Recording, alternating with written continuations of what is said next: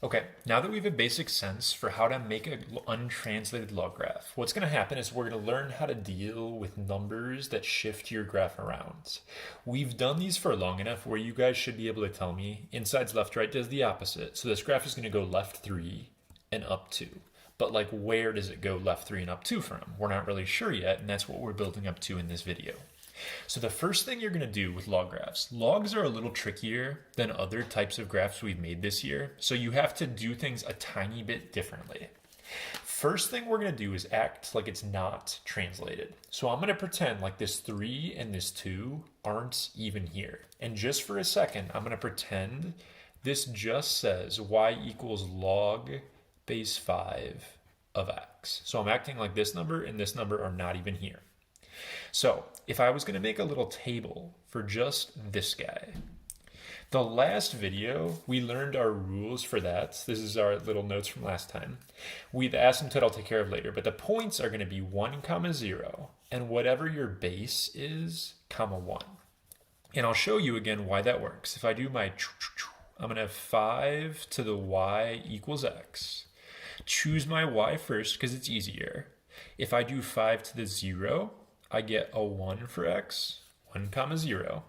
And if I plug in a 1 for my y, 5 to the first makes 5. So it's the base, which was 5, comma 1. So I've got myself 2 points. And what I'm going to do with those points is not put dots. Those points are actually going to move around. What I'm going to do is put like a little mark, like a little slash mark at 1, 0. And at 1, 2, 3, 4, 5, comma 1.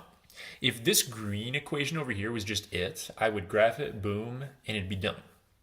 But my picture needs to move left 3 and up 2. Those are the directions I need to shift my picture. When we were in class for exponentials, we talked about how exponentials starts out with a tail at 0. And we would look at this number, my up and down number, and that would shift where I would put my dashed line. It'd go up, or it'd go down. We didn't care so much about left and right because that didn't affect my asymptote. But log graphs have a vertical asymptote right here. So normally we would pay attention to this number with exponentials. If I go up 2, that's like whatever. Doesn't change my picture at all. I still have an asymptote right here at 0. So when you have a vertical asymptote, you have to pay attention to your left and right number. If I am going left 3, that does shift my asymptote from 0. So the first thing I'm going to do is I'm going to do an asymptote, a vertical asymptote at x equals -3, because I need to go left 3 units here. So if I go left 3, that is where the tail of my graph is going to go. Now my points used to be at 1, 0 and 5, 1. I have those marked in my picture.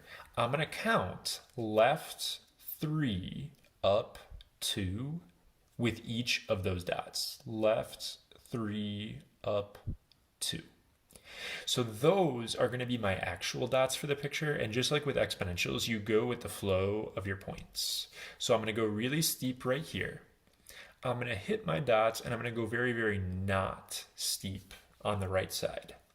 Domain for this picture is x is greater than -3. X's are to the right of -3. And my range is going to be all real numbers.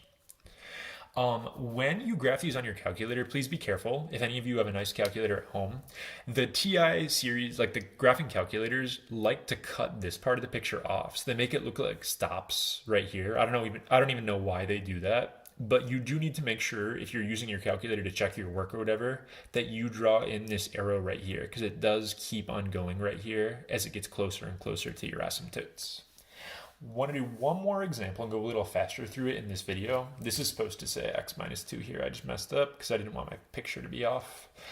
So anyway, first thing I do, so going faster here, I see x minus 2. My picture is going right 2 units. I know that's where my asymptote will eventually end up. So I'm going to put x equals +2 right now and just get that part done. That's my asymptote. My points, if I was not moving, would have been at 1, 0, always 1, 0. So I do like a little mark right there. And it's whatever your base is comma 1. So I want 1, 2, 3, 4, 5, 6, 7, comma 1. That's where my point used to be, like I would have done up here.